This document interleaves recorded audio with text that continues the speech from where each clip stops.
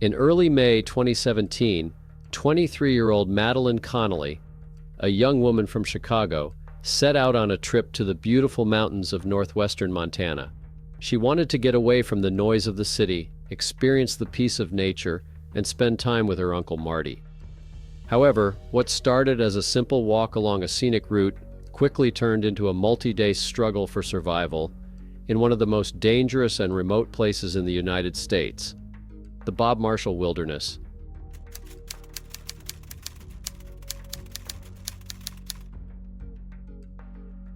The region in which Madeline was lost was no ordinary forest.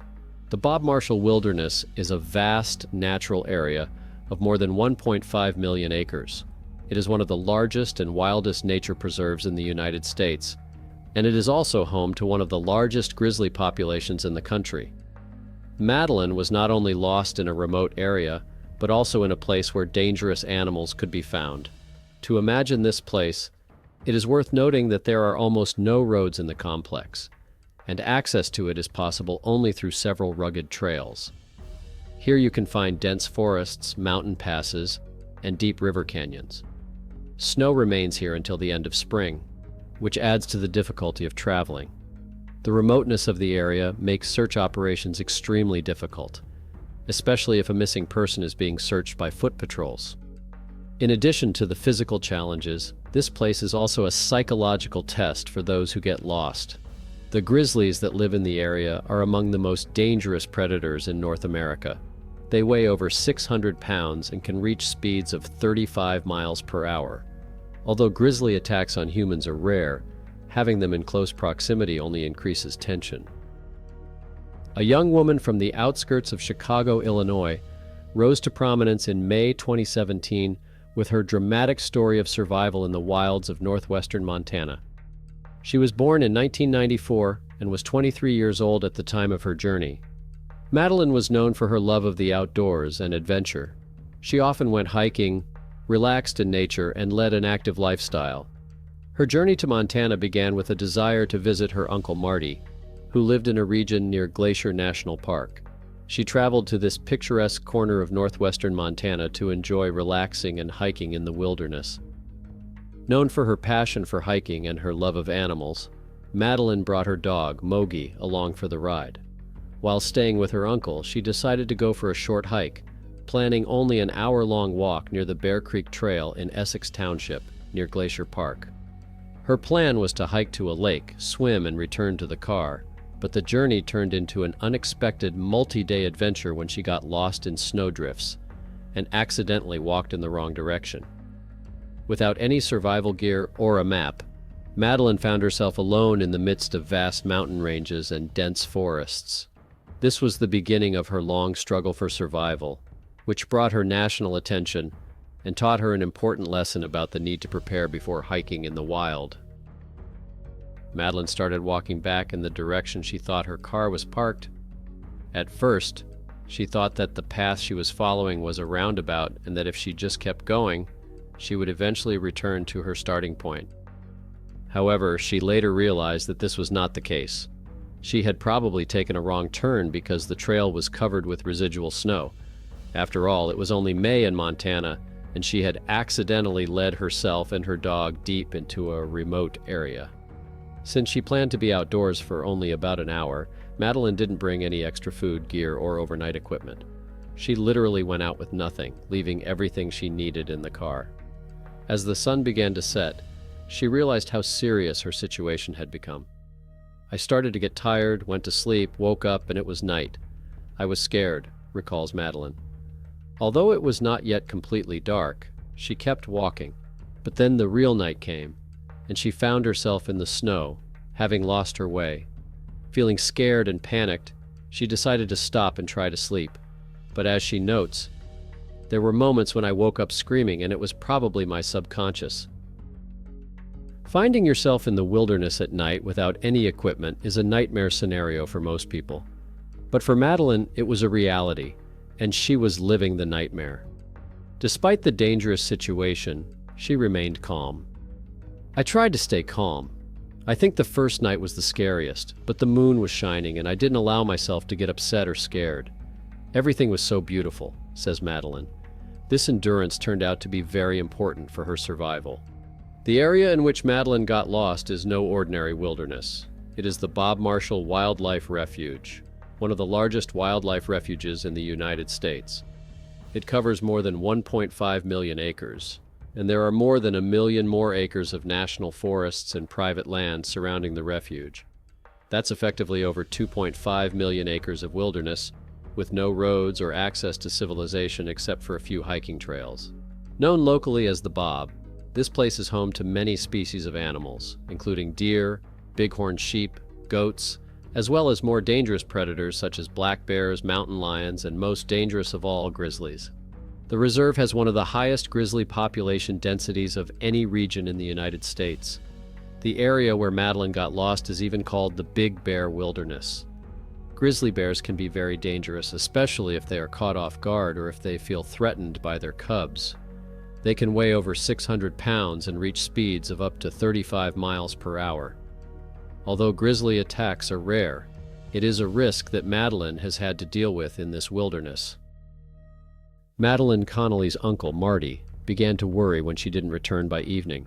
However, knowing his niece, who was a passionate outdoorswoman, he assumed that she might have stayed the night in her Subaru, as had happened many times before. It wasn't out of the ordinary, and he sincerely hoped that the same thing happened this time.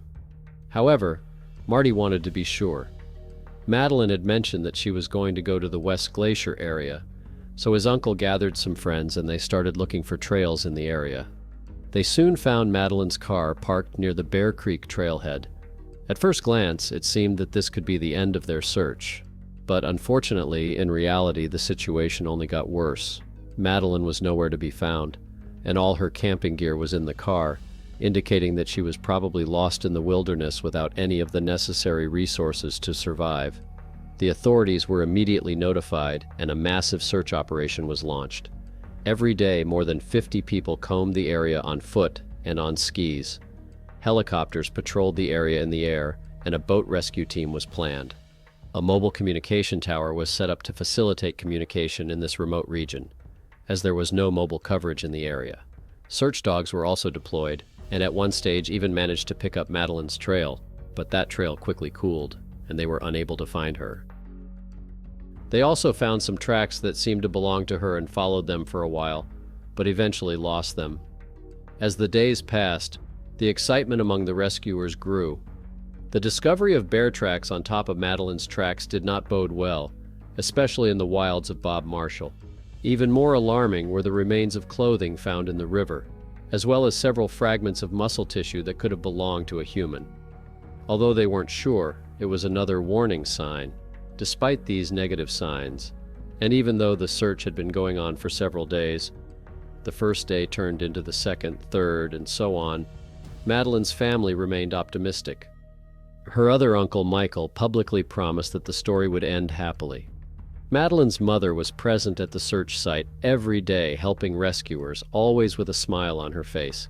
Her positive attitude may have made a big difference because at the time, Madeline was still fighting for survival in the wild. By Saturday, May 6th, after 2 days of continuous struggle, Madeline began to lose hope.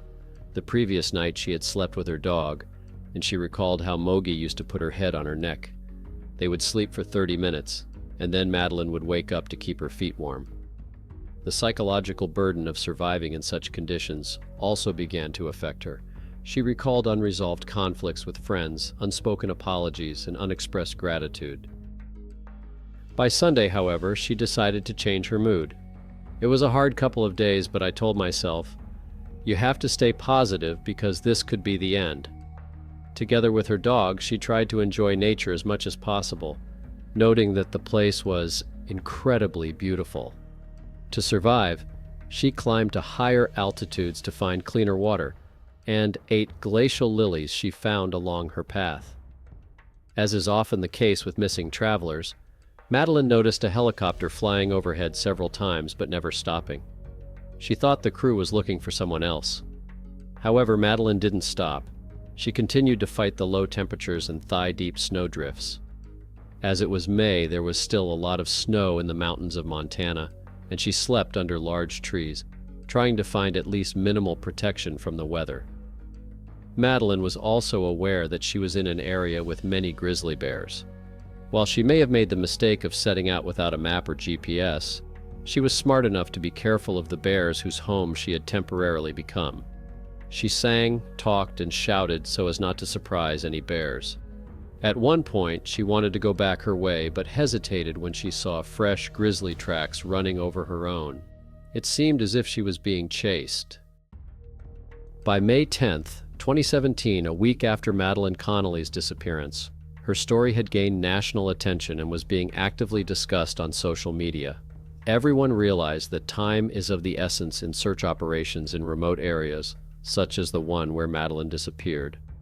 As 7 days had passed, the chances of a successful search were diminishing, but soon, something incredible happened. On that day, May 10th, Madeline somehow found the right direction and started walking to her car. She came across a hiking trail and saw a sign that confirmed she was heading toward the trailhead on the Bear Creek Trail.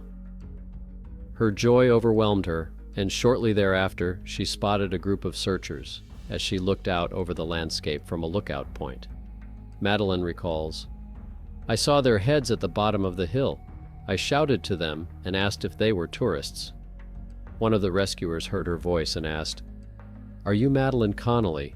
She confidently answered yes, and asked if she was the one they were looking for. In response, she heard, 'The whole world is looking for you.'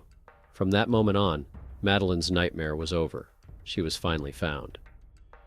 Madeline was found in Spruce Creek, east of the Middle Fork of the Flathead River, just a few miles from where she had parked her car. The rescuers noticed that both Madeline and her dog were completely soaked, so they provided them with dry clothes, food, and water. Although she was hungry, wet, and cold, surprisingly, Madeline did not have any serious injuries or illnesses. She was in such good physical and mental condition that she even insisted on walking instead of being evacuated by helicopter. One of the rescuers who helped find her said that she was strongly opposed to being evacuated by air. In his opinion, Madeline wanted to complete this long journey on her own terms. However, rescuers later managed to convince her to use a helicopter. Her Uncle Marty came to pick up her dog, and Madeline herself was evacuated with the help of Bear Air Rescue, a charity organization specializing in search and rescue operations in the Northwest region. After the evacuation, Madeline landed at the West Glacier Ranger Station, where she was reunited with her family. Her ordeal in the wilderness was finally over. Importantly, not only did Madeline herself survive with minimal injuries, but her dog Mogi also remained unharmed. Many may believe that this situation could have been completely avoided, and part of the blame lies with Madeline herself.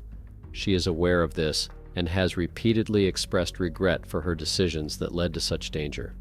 In one of her interviews, she even called herself an idiot for being in this situation. Madeline also expressed her gratitude to everyone who participated in the search and helped her.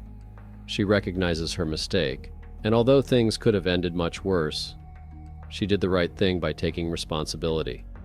There are several obvious conclusions to be drawn about how this case could have been avoided. As far as we know, Madeline did not have a GPS or a map of the area, which made her orientation much more difficult.